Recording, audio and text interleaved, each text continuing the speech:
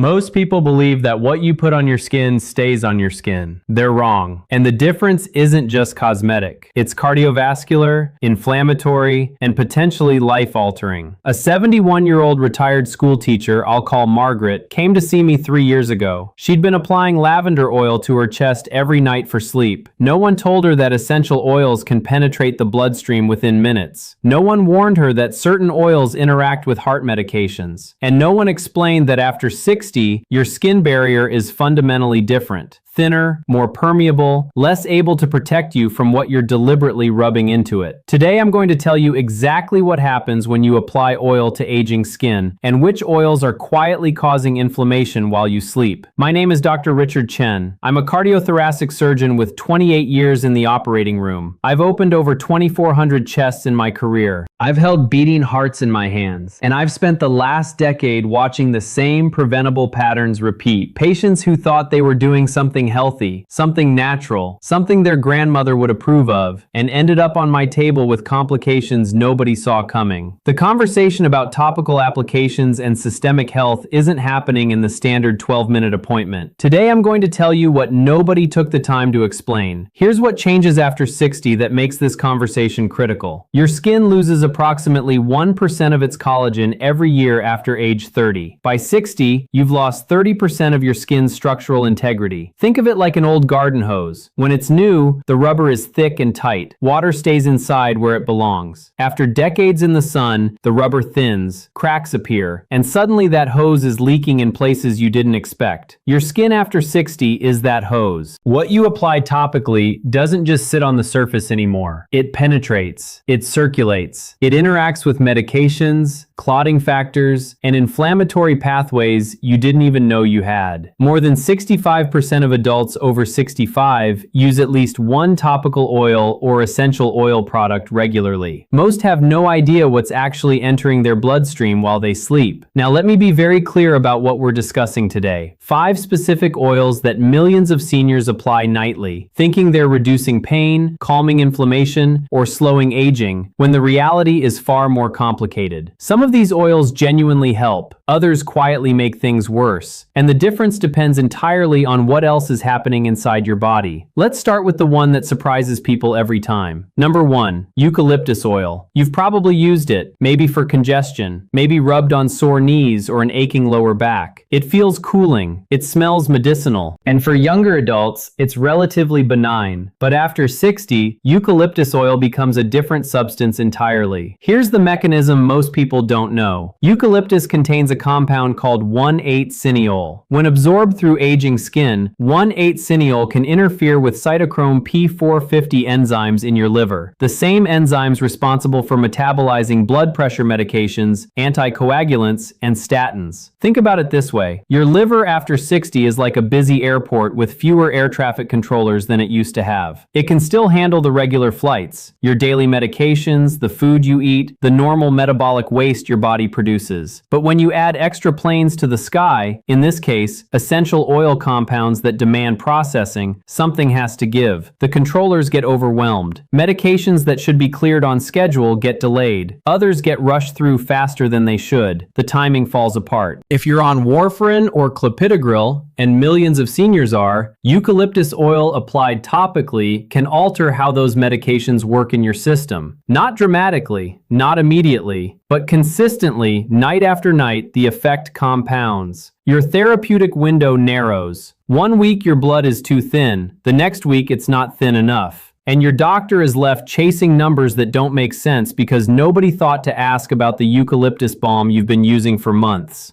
I had a patient, I'll call him Robert, 68, retired electrician, who'd been rubbing eucalyptus balm on his arthritic hands every evening for 2 years. His INR levels kept fluctuating wildly. His cardiologist couldn't figure out why his warfarin dose kept needing adjustment every other visit. Robert was frustrated. The doctor was confused. And meanwhile, Robert's risk of either clotting or bleeding was yo-yoing in ways that could have ended very badly. It wasn't until I asked about topical products during a pre-surgical consultation that we made the connection. He stopped the eucalyptus. Within 3 weeks, his INR stabilized. It stayed stable. The warfarin dose that had been impossible to dial in suddenly worked perfectly. All because we eliminated one variable nobody had thought to question. Write that down. If you're using blood thinners, eucalyptus oil is not the harmless remedy it appears to be. The fix here costs nothing. Stop applying eucalyptus products if you're on anticoagulants. If you need something for muscle soreness, arnica gel or plain magnesium oil are safer alternatives that don't interact with clotting pathways. Starting tonight. Which of these oils do you currently use on your skin before bed? Tell me in the comments. I read every single one. Number 2, peppermint oil. This one gets recommended constantly for headaches, for neuropathy, for digestive issues when rubbed on the abdomen. And yes, menthol, the active compound in peppermint, does create a cooling sensation that temporarily blocks pain signals. It works. I'm not disputing that. But here's what nobody tells you about the price you pay for that relief. After 60, your autonomic nervous system, the part that controls blood pressure, heart rate, and vascular tone, without you having to think about it, becomes less stable.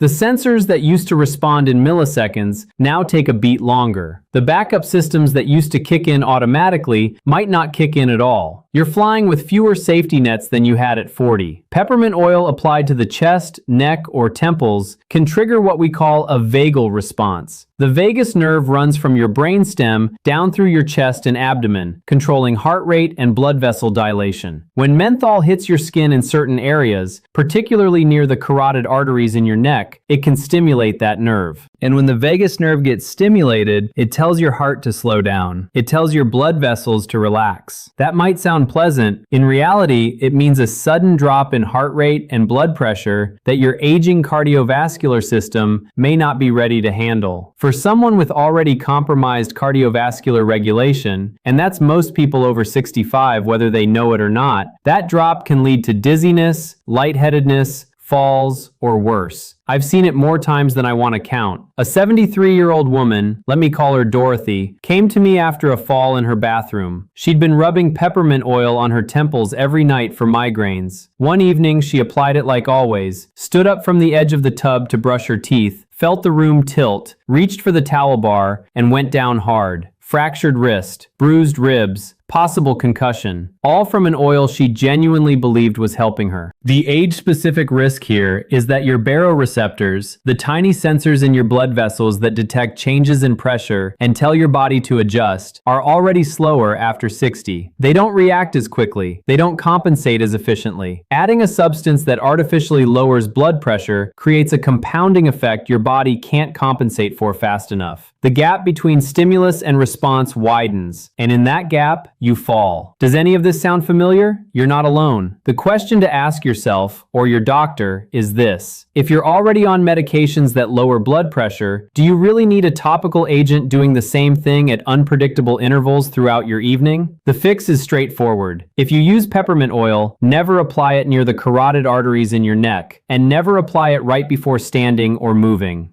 Better yet, switch to a topical capsaicin cream for nerve pain. It works through a different mechanism that doesn't affect blood pressure. That's all. Let me ask you something before we go further. How many topical products do you use in a single evening? 1, 3, 5? Most people lose count, and that's where the third problem lives. Number 3, tea tree oil. This is the one everyone calls antibacterial, antifungal, the natural alternative to harsh chemicals. And in controlled concentrations, applied occasionally, it can be useful. I won't lie to you about that. But millions of seniors are applying tea tree oil daily, to toenails for fungus, to skin for acne, to scalp for dandruff, without realizing that prolonged use of tea tree oil disrupts your skin's microbiome in ways that create more problems than it solves. Here's the mechanism nobody explains. Your skin hosts billions of beneficial bacteria. These aren't invaders. They're allies. They form a protective barrier against pathogens. They regulate local inflammatory responses. They communicate with your immune system. They help wounds heal. And they're calibrated to your specific body chemistry through decades of coexistence. Tea tree oil, when used chronically, doesn't discriminate between good bacteria and bad bacteria. It kills both, indiscriminately, thoroughly. After 60, your skin microbiome is already compromised through no fault of your own. You produce less sebum, the natural oil that feeds beneficial bacteria. Your skin pH shifts more alkaline, creating a less hospitable environment for the protective species you need. You're more vulnerable to infections. You're slower to heal from minor wounds. Your immune response at the skin level isn't what it used to be. This isn't weakness, it's biology.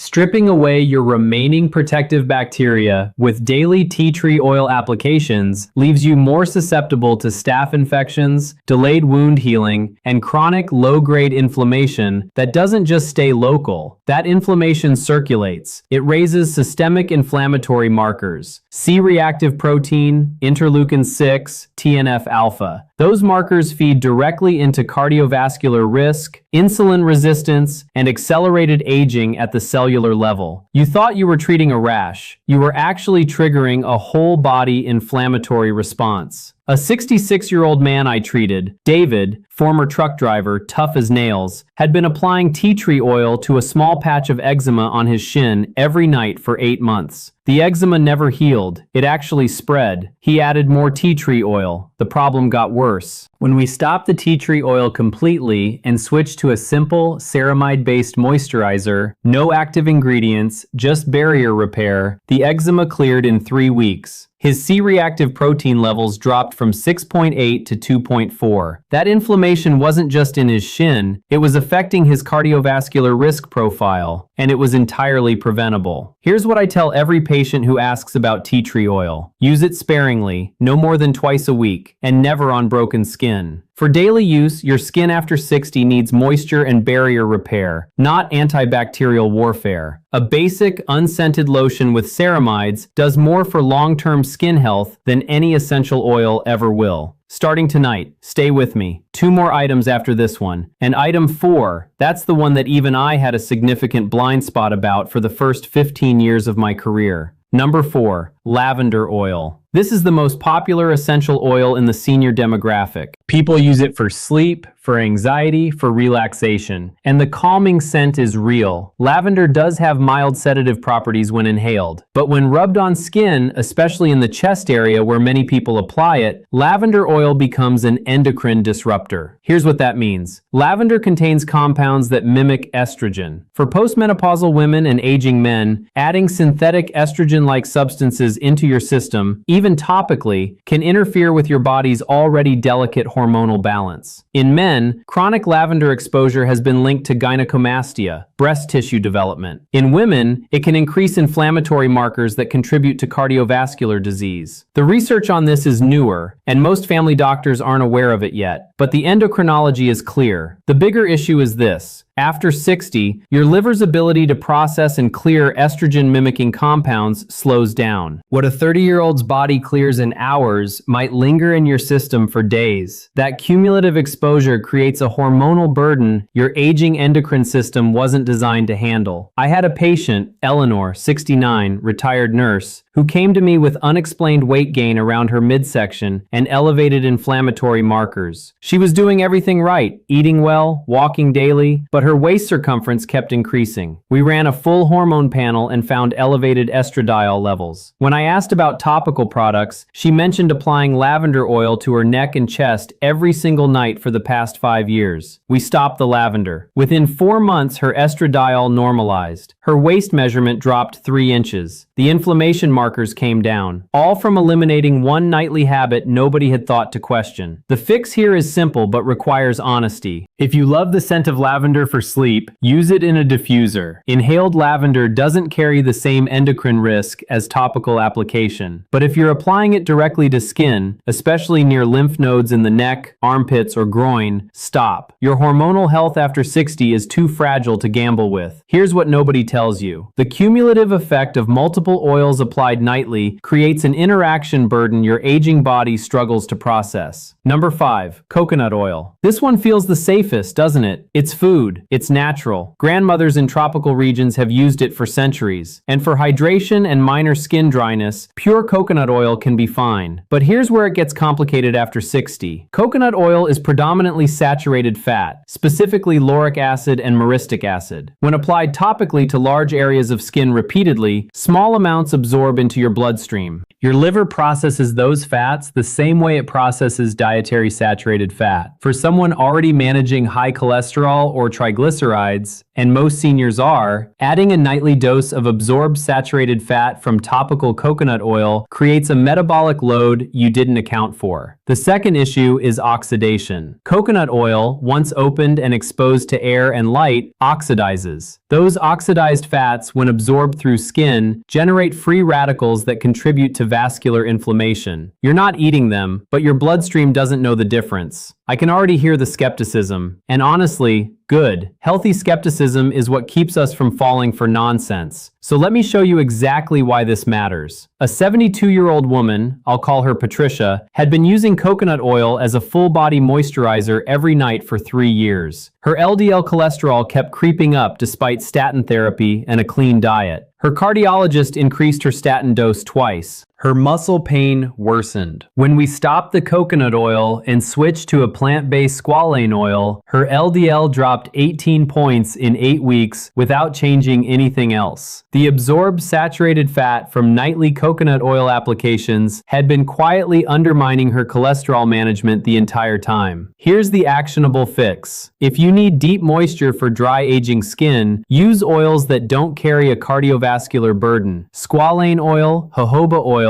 or even plain unscented mineral oil are all safer alternatives that hydrate without introducing oxidized fats or saturated lipids into your system. Give it 6 weeks and check your lipid panel. You might be surprised. It is never too late to make a change that protects your heart. I want to be honest with you for a moment. Not as a content creator, as a surgeon. I have stood at an operating table at 3 in the morning, holding a heart that showed calcification and inflammation nobody had predicted. I have spoken to families in waiting rooms at dawn, families who had no idea anything was wrong when they said goodnight 12 hours earlier. In case after case, the contributing factors were not mysterious. They were ordinary habits. A nightly oil ritual, a supplement someone recommended at church, a remedy passed down that nobody questioned. These are not exotic risk factors. They are the background noise of millions of ordinary bedrooms. And that background noise, accumulated night after night, year after year, shifts inflammatory markers, burdens detoxification pathways, and tips a stable system into instability. I want to tell you about a patient. I'll call her Jean. 74 years old, former librarian, sharp as a tack, fiercely independent. She came to me after a minor procedure revealed unexpectedly high inflammatory markers and liver enzyme elevations. Her primary care doctor couldn't figure out the source. She wasn't drinking. She wasn't on hepatotoxic medications. Her diet was clean. When I asked about her evening routine, she listed 5 different oils she rotated through. Eucalyptus for her knees, peppermint for headaches, lavender for sleep, tea tree for a persistent rash, and coconut oil as a moisturizer. 5 oils, every single night, for 7 years. We simplified her routine to 1, plain unscented squalane oil for moisture and magnesium lotion for muscle soreness. Nothing else. 6 months later, her liver enzymes normalized completely. Her C-reactive protein dropped from 8.2 to 2.1. She went from taking daily NSAIDs for joint pain to needing them maybe twice a month. The first thing she said to me at that 6-month follow-up was, "Why didn't anyone tell me this sooner? Why did I have to figure this out at 74? That question stays with me. It's a big part of why I make videos like this one. So let me summarize what we've covered today. Number 1, eucalyptus oil interferes with blood thinner metabolism. If you're on anticoagulants, it's not safe. Number 2, peppermint oil can drop your blood pressure unpredictably, especially dangerous if you're already on BP meds or have compromised autonomic regulation. Number 3, tea tree oil destroys your skin's protective microbiome, leaving you more vulnerable to infections and chronic inflammation. Number 4, lavender oil acts as an endocrine disruptor, particularly risky for postmenopausal women and aging men whose hormonal balance is already fragile. Number 5, coconut oil introduces absorbed saturated fats and oxidized lipids that undermine cholesterol management and increase vascular inflammation. Which Which of these 5 oils do you recognize in your own nightly routine? Tell me in the comments. I read every single one. There is someone in your life, a spouse, a sibling, a friend, who is rubbing one of these oils on their chest or knees right now, thinking they're being healthy, thinking they're being natural. Send this video to them. That one share might be the most important thing you do today. Every week I bring you honest, evidence-based information that I wish every one of my patients had access to long before they needed surgery. If you want more of that, subscribe. One last thing, and this is important. Everything I've shared today is based on published research and my clinical experience as a cardiothoracic surgeon. But your situation is unique. Your medication list is individual. Your skin sensitivity is personal. Before stopping or changing any topical product you use regularly, especially if you've been using it for years, please talk to your own physician first. That conversation is not a formality. It is the whole point. Better information,